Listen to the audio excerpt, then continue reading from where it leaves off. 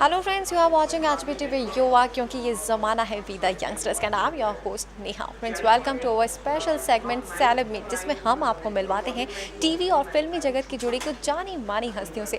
और आज हम आपको मिलवाने जा रहे हैं फिल्मी जगत के मोस्ट हैंडसम एक्टर, जिनके लाखों फैंस तो है ही हैं, लेकिन बात की जाए खासकर लड़कियों की तो लड़कियां इनके पीछे दीवानी हैं। जी हाँ, मैं बात कर रही हूँ टीवी जगत के एक्टर करण कुंद्रा की। तो चलिए बात करते हैं उनसे और उनसे जानते हैं उनके करियर के बारे में। आपने स्टार्टिंग की कितनी मोहब्बत है, उसके बाद आप रियलिटी शो में आए। Correct. ये क्या एक्सपीरियंस आपका कैसा रहा? I think the only the proper reality show that I've been a part of is MTV Roadies. And MTV Roadies एक ऐसा शो है जो पिछले 13-14 साल से it has been the longest running youth based reality show. एक ऐसा जो इंडियन इन नेचर है, कोई बाहर से इसके वो नहीं लेके आए गए. And it's a show that tests your integrity, your values, your upbringing, everything, because उसमें क्या है कि वहाँ पे सर्वाइव भी करना पड़ता है, आपकी स्ट्रेंथ भी है, आपकी पॉलिटिक्स भी है, आप कितना ज़्यादा पसंद आते हो लोगों को और आपकी टीम को और अपने गैंग मेंबर्स को, उतना ही आगे जाते हो. It's a very very cool show to be a part of. This is my second season and hopefully I will be here for another couple of seasons. बिल्कुल, आपने रोडीज के 2 सीजन में आप जज रह चुके हैं एंड इट्स ऑब्वियस कि दोनों में काफ़ी डिफरेंस भी रहा। क्या डिफरेंस रहा दोनों सीरीज में? फॉर मी पिछला सीज़न जो था वो एक लर्निंग एक्सपीरियंस था कि ये शो क्या है, इसमें होता क्या है. और इस बार मैं एक बहुत ही कम्पेटिटिव जज की तरह वहाँ गया था, क्योंकि इस बार मुझे मालूम था कि क्या करते हैं और क्या नहीं करते. आई रियलाइज्ड कि ये एक बहुत ही टफ शो है. तो उसके लिए उतना प्रिपेयर्ड होना ज़रूरी होता है. तो अगर आप देखेंगे प्रीवियस सीज़न और इस सीज़न में मेरे आपको एक ज़मीन आसमान का वो मिलेगा, फ़र्क नज़र आएगा. एज यू सेड कि बहुत ही टफ शो है, तो जाहिर सी बात है कि हर तरह के पार्टिसिपेंट से आपका सामना होता होगा. कैसे डील करते हैं उन्हें? मुझे तो एंगर मैनेजमेंट के लिए जाना पड़ता है, क्योंकि अजीब अजीब लोग आते हैं. कोई बोलता है कि औरतों के रेप होते हैं क्योंकि वो छोटे कपड़े पहनती हैं, तो मेरा उसका दिल करता है मतलब गोली मार दूँ. तो हम स्टेज पे खड़े होते हैं इसलिए हम कुछ कर नहीं सकते. कोई बोलता है कि weird people who come in. Some of them are pretentious क्योंकि वो हमारी अटेंशन पाना चाहते हैं. Some of them are genuinely like that. अभी एक एसिड अटैक विक्टिम आई थी हमारे शो पे. Hats off to that person.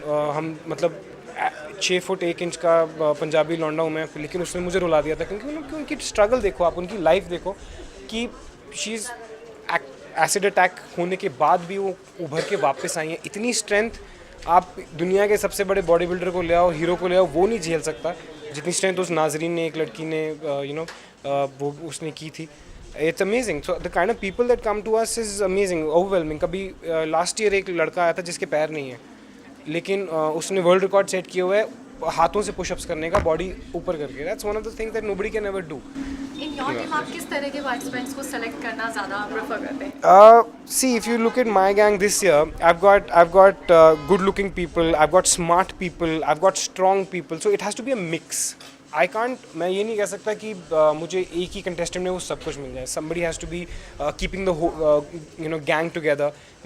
Somebody has to understand what's happening outside. One has to strategize. One has to do and girls are very important. Women power पे हम इस बार हमने बहुत focus किया है. मैंने देखा है कि आप ज़्यादातर है आप गर्ल्स को सेलेक्ट करना ज़्यादा प्रेफर करते हैं. मैं एक्चुअली, और इवन ऑन, अगर आप रोडीज देखोगे इस बार, तो मैं टास्क में भी उनको ज़्यादा बचाता हूँ.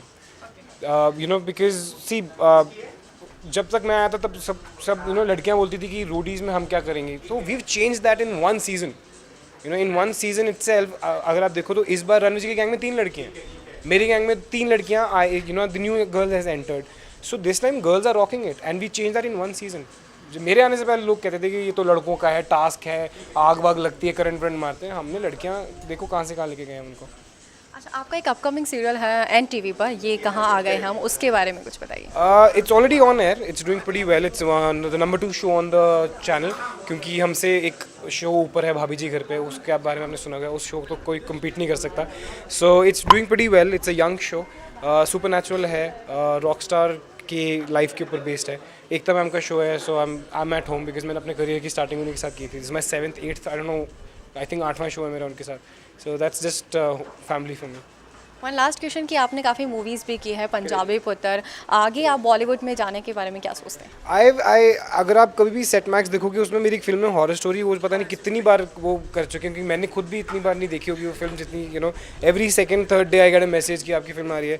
I have a film call दिल फिरे जो हमने आगरा में शूट की है, वो इस ईयर रिलीज़ होने वाली है।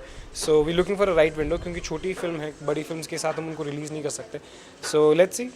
फ्रेंड्स, ये थे करण कुंद्रा, जिनसे हमने जाना उनके सीरियल्स के बारे में, उनके अपकमिंग सीरियल्स प्लस उनकी मूवीज़ के बारे में। वेल, अगली बार फिर मुलाकात होगी एक और नए सेलिब्रिटी के साथ। तब तक के लिए गुड बाय, टेक केयर।